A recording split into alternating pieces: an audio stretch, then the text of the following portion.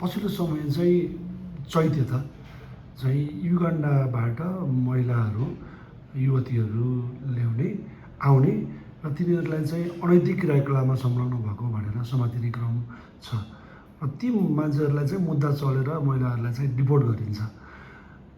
त्यसमा चाहिँ तपाईँले कस्तो रोल खेलिरहनु भएको छ, कसरी उनीहरूको उद्धार गरिरहनु भएको छ, कसरी डिपोर्टमा सहयोग गरिरहनु भएको छ?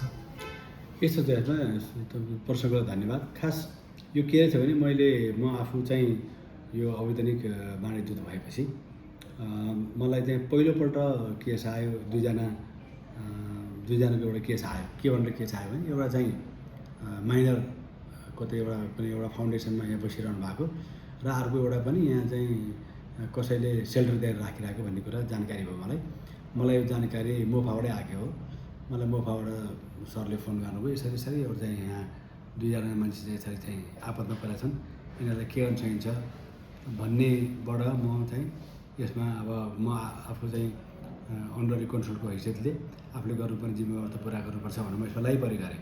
त्यही बिचमा यो दुईजनाको केस हुँदै मैले पनि न्युज सुने, एकैचोटि 20 जना चाहिँ युवतीहरू चाहिँ समातियो भनेर, ठमेल एरियाबाट समातियो भनेर भनेपछि तुरुन्तै हामी एकचोटि यहाँबाट हाम्रो कन्सल्ट अफिसबाट हामीले चाहिँ हाम्रो स्टाफहरू पठाएर हामीले ठमेलमा चाहिँ राख्नु भएको छ। उहाँले सोरखुट्टेमा राख्नु भएको थियो। त्यहाँ गएर हामीले बुन्दी प्रयास गर्नु। खास के भएको छ भने त्यहाँ इन्सपेक्टर साहब हुनुहुन्थ्यो।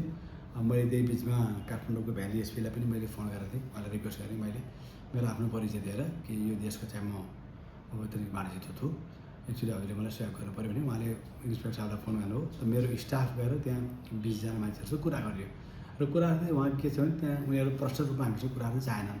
किनभने एक त उनीहरूलाई पनि अन्यल यहाँ छैन, को मान्छे आयो, किन आयो भन्ने कुरा हो। यो कुरा मैले तुरुन्तै मेरो हाई कमिसनलाई मैले खबर गरेँ दिल्लीमा। हाम्रो यो साउथ एसिया हेर्ने चाहिँ दिल्ली एमबिसीले हाम्रो दिल्ली हाई कमिसन हेर्छ हाम्रो सम्पूर्ण कामहरू। अनि मैले तुरुन्तै भएपछि यहाँ दुईजनाको मात्र केस थियो, एउटा माइनरको केस थियो जसको पासपोर्ट नभएको, र अर्को एउटा पनि दुईवटा खालि सेल्टर मात्र बस्यो भन्ने कुरा थियो। 20 जनाको नयाँ कुरो हो एकदम भनेपछि मैले 20 जनाले यसरी समातेको छ। 20 जनाको बारेमा अब एक्चुअली हामी बुझ्नु पऱ्यो भन्दाखेरि मैले त्यही बिचमा ठ्याक्कै मेरो चाहिँ दिल्लीबाट कन्ट्रोलर आउनु भएको थियो, भिसा कन्ट्रोलर आउनु भएको थियो। त्यही बेला मैले उहाँहरूलाई पनि भिजिट गराएँ। त्यहाँ यो दुईजनालाई पनि अलग अलग सेल्टरमा पनि भिजिट गराएँ, प्लस उहाँ हामीले चाहिँ सोरखुट्टेमा पनि ल्याएर भिजिट गराएपछि अब यसको पहल त मैले गर्नु पऱ्यो, किन म चाहिँ यहाँको वाणिज्यको हैसियतले आफूले गर्नुपर्ने पहल गर्नु पऱ्यो। र मैले खालि के रिक्वेस्ट गरेको थिएँ भने उहाँहरूको के कस्तो कसुर हो, हाम्रो कानुनले के भन्छ त्यो अनुसार पनि गर्नु पऱ्यो। प्लस उहाँलाई जतिसक्दो चाँडो यहाँबाट हामीले फिर्ता पठाउनु चाहिँ पहल गर्नुपर्छ, यहाँ राखिरहनु हुन्न भन्ने कुरा मेरो पनि मान्यता थियो। किनभने विदेशी हाम्रो सबै अतिथि देवो भनेर हामी यहाँ पर्यटनसँग सम्बन्धित सबै काम गर्ने मान्छे, त्यो कारणले अनैतिक काम गरेको हुनाले समातियो भनेर चाहिँ आयो मेसेज भनेपछि यिनीहरूलाई चाहिँ जतिसक्दो चाँडै पठाउनुपर्छ। के कारणले छ भने बुझ्ने प्रयास गर्यो। बुझ्ने प्रयास गर्दा के रहेछ भने कोही मान्छे त पत्ता लगाउन सकिएन, तर केही मान्छेले के भन्दा रहेछ भने काठमाडौँमा नेपालमा चाहिँ ठमेल भन्ने ठाउँ छ, ठमेल भन्ने ठाउँमा ठुल्ठुलो क्लबहरू छन् र त्यो क्लबमा चाहिँ एउटा हाउसकिपिङ र एउटा सेक्युरिटी गार्डको काम पाइन्छ भनेर ल्याउने भन्ने कुरा बुझियो। यो कुरा चाहिँ हामीले ब्युरोबाट पनि बुझ्यौँ, यहाँ धेरैजनासँग कुरा गर्दा त्यो बुझियो। तर यथार्थमा त्यो कुरो चाहिँ नेपालमा सम्भव छैन र त्यहाँ 500 देखि 1000 डलरसम्म कमाइन्छ भन्ने उहाँहरूको मान्यता रहेछ। त्यहाँ आउने जसले ल्याउने त्यसले चाहिँ त्यो त्यसरी हिसाबले ल्याउँदा रहेछन्, ललाइ फकाइ ल्याउँदा रहेछन् भन्नु पऱ्यो त्यसलाई। अनि यहाँ अब खेती कुरो नभएपछि त अब गर्ने के त भन्दाखेरि त्यसपछि यहाँ ल्याएर उनीहरूले छोडिदिने। पासपोर्ट चाहिँ सबैजनासँग थियो पासपोर्ट। मैले 20 जनालाई उद्धार गर्दाखेरि 20 जनाको पासपोर्ट 20 जनासँग आफैसँग थियो र उनीहरूको भनाइ चाहिँ कि हामीलाई चाहिँ बलजफ्ती गरेर बाटोबाट समातेर लिएर आए, हाम्रो पासपोर्ट छैन, यहाँमा के यारे हो। त्यो कुरालाई मैले म्यानेज गरेँ। कुनैको होटलमा गएर लिनुपर्ने कुरा हाम्रो कन्सल्ट अफिसले चाहिँ गरेर सहज गर्दा गरिदिनु हो।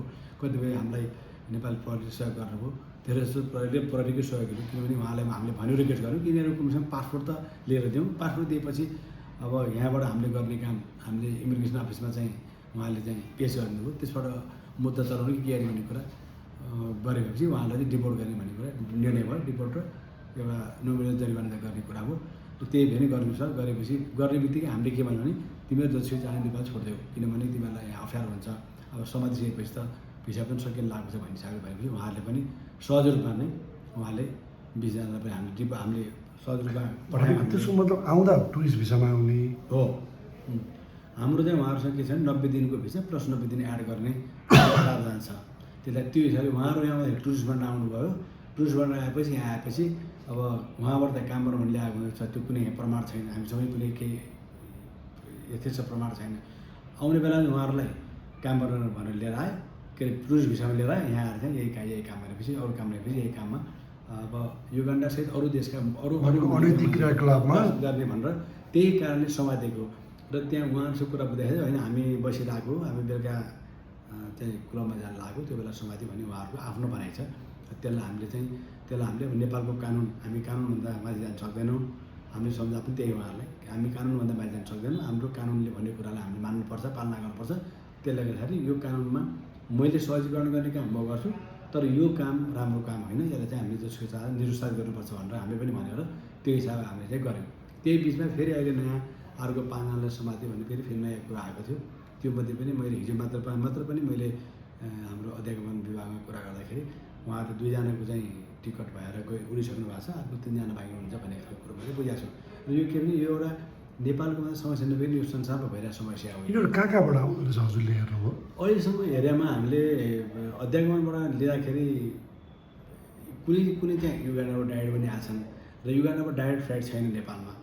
युगान्डाबाट दिल्ली के अरे मुम्बईसम्म आउने छन् युगान्डाको फ्लाइट, डाइरेक्ट फ्लाइट छ। त्यसबाट कतिपय मान्छे भारतबाट आइरहेछन्, इन्डियाबाट आइरहेछन्। धेरै जस्तो मोर्सी चाहिँ इन्डियाबाट आएकै देखिन्छ अहिलेसम्म, मतलब कतिपय ट्रान्जिट गरेर आयो, कतिपयबाट के आयो, अहिलेसम्म हिसाबमा भारतबाट आएको जस्तो देखिन्छ अहिलेसम्म। कतिपयको भिसा त चिनको पनि लागेको छ नि। चिनको भिसामा चाहिँ अब स्पष्ट प्रमाणको आधारमा त मैले बोलेको कुरा आएन।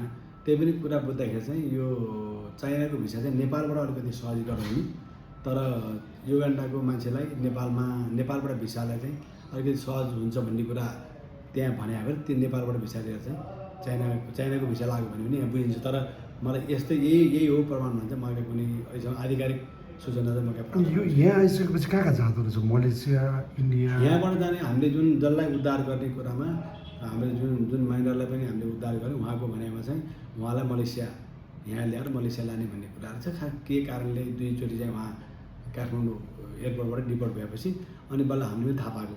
त्यसको लागि हामीले चाहिँ उहाँको पासपोर्ट दिने के पनि थिएन, त्यसलाई चाहिँ हामीले फेरि दिल्ली हाइकमिसनमा कुरा गरेर त्यो चाहिँ हामीले ट्राभल डकुमेन्ट बनाएर उहाँहरूलाई हामीले सफलतापूर्वक उडायौँ। र उडाएको मात्र होइन, उहाँहरूलाई युगान्डामा गएर पनि सेल्टरमा राखेकोसम्म पनि मलाई सूचना प्राप्त भएको, त्यो खुसीको कुरा हो। किन यहाँबाट उहाँको त आर्थिक अवस्था पनि त्यस्तै छ र हामीले नेपालबाट उद्धार गरेर हाम्रो चाहिँ मुक्ति फाउन्डेसन र हाम्रो शक्ति समूहले चाहिँ उद्धार गरेर पठाएका मान्छेहरू उहाँ पनि सेल्टरमै बसेकोसम्म जानकारी हामीलाई प्राप्त भएको छ।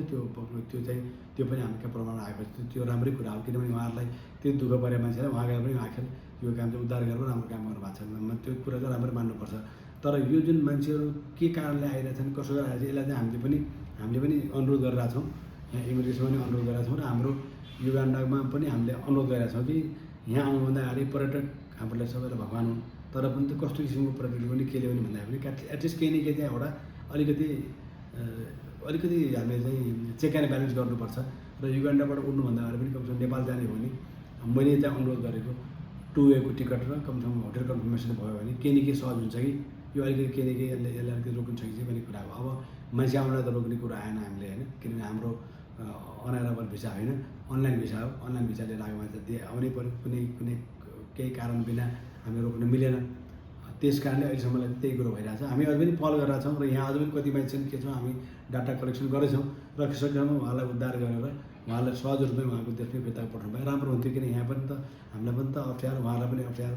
यहाँको जुन कुराले उहाँहरूले ल्याएको छ त्यो काम नभएपछि त उहाँहरूलाई पनि अप्ठ्यारो हुने, हामीलाई पनि अप्ठ्यारो छ। अरू कामलाई पनि ह्याम्पर हुन्छ र हाम्रो 26 दिनका दिन बिग्रिने त्यो पनि काम गर्नु भएन। त्यसलाई दुइटैमा हामी सजगता छौँ, हामी सजग भएर काम गरिरहेको छौँ। हाइकमिसनको भनाइ चाहिँ के छ, यसलाई कसरी रोक्ने अथवा हाइकमिसनले पनि त्यही भन्नुहुन्छ। उहाँको एकचोटि डाटा टोटल डाटा मैले टोटल डाटा जबसम्म मैले समात्दिनँ तबसम्म म कहाँ त्यसरी त आउने डाटा। त्यही पनि मैले अध्यागमनमा मैले चाहिँ रिक्वेस्ट गराएको छु। अहिलेसम्म यो वर्षमा जम्मा कतिजना इन्ट्री भएको छन् नेपालबाट, हाम्रो एयरपोर्टबाट र अरू नाकाबाट पनि कोहीबाट आएको थियो, त्यसको डाटा मैले मागिरहेको छु। त्यो सायद डाटा यो अलिकति यो असारमा शान्त गराउन हामीले अलिकति टाइमले गर्दा नभयो होला। म साउनको बिचसम्म यसको डाटा सबै निकालेर यो वर्षमा गत आर्थिक वर्षमा कतिजना मान्छे आए, कतिजना मान्छे सहज रूपमा जानुभयो, कतिजनालाई हामीले डिपोर्ट गऱ्यौँ, त्यो सबै डाटामा आयो। सायद साउनमा उहाँले मलाई दिनुहुन्छ होला डाटा। यो डाटाले पनि म फेरि तपाईँलाई यसको अपडेट गर्नु एकचोटि। तपाईँले यसलाई सहजीकरणको बाटोलाई चाहिँ के गर्नु भएको छ? जस्तो यो जो डिपोर्ट गर्ने जो मुद्दा चलेको मान्छेहरूलाई चाहिँ तपाईँ युगान्डाको प्रतिनिधि भएर काम गरिरहनु भएको छ, उहाँहरूलाई सहज हुने के गर्नुहुन्छ? होइन, हामी त्यस्तो सहज हुने त्यस्तो होइन। अहिले जस्तो कतिपय कुरा हामीलाई ल्याङ्ग्वेजको प्रब्लम पर्छ भने हामी हाई कमिसनमा चाहिँ समन्वय गरेर भाषाको प्रब्लम छ भने हामीले उहाँलाई कुरा गराइदिन्छौँ। हाम्रो सबभन्दा सहज हुने भाषा हो, किनकि कतिपय मान्छेहरू चाहिँ मेरो भाषा बोल्न पायो भने त्यो मेरो मान्छे भए हुन्थ्यो भन्ने खालको हुन्छन्। कतिपयले हामीले त्यो रिक्वेस्ट गर्नुभएको थियो, त्यो रिक्वेस्ट चाहिँ म आफै स्वयं उपस्थित भएर, किनभने मेरो स्टाफले एक्सेस दिँदैनन् त्यहाँ एम्बेसीमा कुराहरूलाई, र म आफै पनि गएर कतिपयजनासँग चाहिँ डाइरेक्ट कुरा पनि गरिरहेको छु। मैले एम्बेसीमा उहाँहरूकै भाषामा कुरा गर्न पनि मैले सहज रूपमा काम गरिदिएको छु। र मेन हाम्रो दुईजना जुन पुरानो जुन यहाँ जुन धेरै प्रब्लम भएर एउटा चाहिँ 79 दिन र एउटा 172 दिन जुन बस्नु भएको थियो, ओभर स्टे गरेर बस्नु भएको थियो, त्यो बेला चाहिँ हामीले हाई कमिसनलाई रिक्वेस्ट गरेर हाई कमिसन यहीँ बोलाएर उहाँहरूकै उपस्थितिमा ब्युरो हामी र फाउन्डेसनहरू र शक्ति समूहसँग बसेर हामी त्यो काम गऱ्यौँ। त्यो कामलाई चाहिँ मैले उपलब्धि पनि ठानेको छु। मैले त्यो यो ल्याउन चाहिँ कुनै गिरोहरू संलग्न भएको हुनसक्छ। त्यो चाहिँ यस्तो छ, खास चाहिँ त्यो गिरो चाहिँ हामीले पनि पत्ता लगाउने प्रयास गरिरहेको छौँ। नेपालमा दुईभन्दा बढी को मान्छे आए, किन आयो भन्ने कुरा हामीले पनि इन्भेस्टिगेसन गर्नलाई हामीले पनि अहिले अध्यागमन विभाग र हामीले नेपाल प्रहरीलाई अनुरोध गरिरहेको छौँ। यसको खास कारण चाहिँ कहाँ कसले कोही न कोही मान्छे त ल्याएकै होला, नभए त्यतिकै त आशा नै भने त्यो मान्छे हामीले पत्ता लगाउन हामी पनि प्रयासरत छौँ। अहिले तत्कालै हामीले भेटाउन पाइरहेको छैन कि कसले ल्यायो भन्ने कुरा हामीले त्यति सहज रूपमा। जुन एउटा महिलामाथिको आशंका थियो नेपाल, एउटा महिलामाथिको आशंका चाहिँ उहाँ कमसेकम 6-7 चोटि नेपालमा आएको भन्ने कुरा थियो। तर त्यो मान्छे हाम्रो अहिले उम्किसक्नु भएको छ। त्यसलाई हामीले चाहिँ त्यति टेस्ट गर्न अलिकति लेट होला सायद मेरो विचारमा। अब हामीले थाहा पनि भएन हामीलाई कि यही मान्छे हो किन भनेर। अब मान्छे 4-5 चोटि किन आयो भने पछिमा त हामीलाई थाहा भयो कि मान्छे 5-7 चोटि आइसकेको छ भन्ने कुरा। यो डाटा सबै त अध्यागमन हुन्छ। हामी त यो प्रब्लम परिसकेपछि हामीले त मैले त सल्युसन गर्ने, तपाईँले त्यसलाई उद्धार गरेर मैले खालि सङ्कट मोचन मात्रै गर्ने हो, त्यसलाई पनि उद्धार गरिदिनु भयो। मैले त्यसलाई पनि उद्धार गरेर पठाइदिएँ। अब त्यो बेला थाहा भएन सबैजनाको 20जनालाई समात्ने बेलामा अब सबैलाई 20जनालाई नै पठाउने भन्ने निर्णय भएपछि त्यो 20जना मध्येमा हो भन्ने आशंका छ। तर मैले प्रश्न एकदम मलाई स्पष्ट प्रमाण आइसकेको छैन। त्यो आएपछि म तपाईँलाई फेरि त्यसलाई तर